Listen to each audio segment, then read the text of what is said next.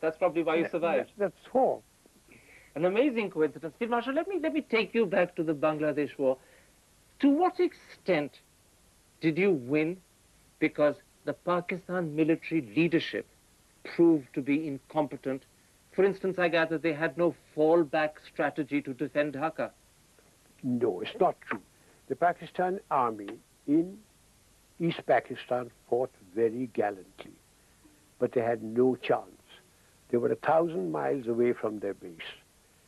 I'd had 8 or 9 months to make my preparations. I'd got a superiority of almost 15 to 1. They just had no chance, but they fought very gallantly. Is it in fact true that there was a young Pakistani captain, Ehsan Malik, who defended his garrison so stoutly at Kamalpur that in fact you sent him a personal letter? That's quite true. And we tried to capture a place called Hilly, which he was defending, and we tried very hard, and we didn't succeed until about the 3rd attempt. And he fought gallantly, and I did send him a personal letter. And when I went to Pakistan after the conflict, I went twice. I mentioned it there to their chief that I think that boy should be given a gallantry award. He fought magnificently. And did they, or did they hold your recommendation against him? I don't know. I said he fought gallantly. At the time, there were many stories that you were going to take over the country. Were they true? No, it isn't. In 1970, Mrs. Gandhi's stock politically was very low. And I couldn't go to a cocktail party. I couldn't go when everybody was asking, General, when are you taking over?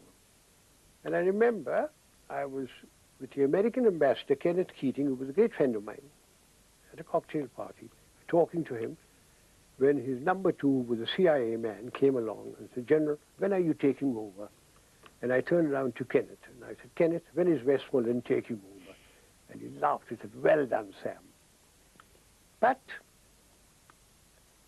one day, I was in my office at 4 o'clock, when I had a direct telephone line with Mrs. Gandhi. She was in Parliament House. She rang up and said, Sam, are you very busy? And I said, Prime Minister, the Army Chief's always busy, but never too busy to see his Prime Minister. And she said, can you come over?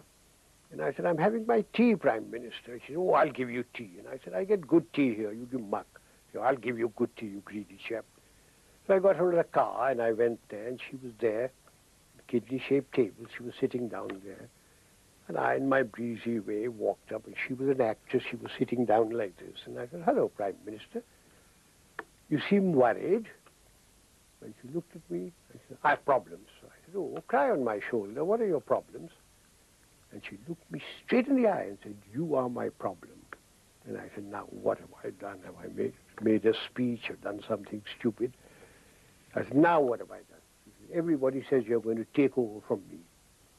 Now that shook me for about 3 seconds. I walked across. She has a long nose. I have a much longer one. I put my nose next to her. I said, what do you think?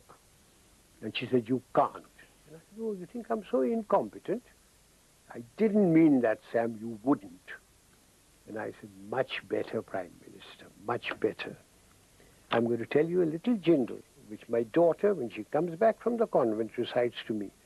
You mind your own business, I'll mind mine. You kiss your own sweetheart, I'll kiss mine. I don't interfere politically as long as nobody interferes with me in the army. And that set her fears at rest. That's right. After the war, Mrs. Gandhi went on in 1973 to elevate you to Field Marshal. But did she also offer you the job of Chief of Defense Staff to go with it? No. No, she didn't. She made me a Field Marshal. She said, Sam, you like the British, will you go as High Commissioner? And I said, no, Prime Minister, you've forgotten my oath. When I took over as Army Chief, I'd taken an oath and I told you I will accept nothing from the government, but I will command my army without any interference. She said, but you accepted the rank of Field Marshal. And I said, that was my birthright.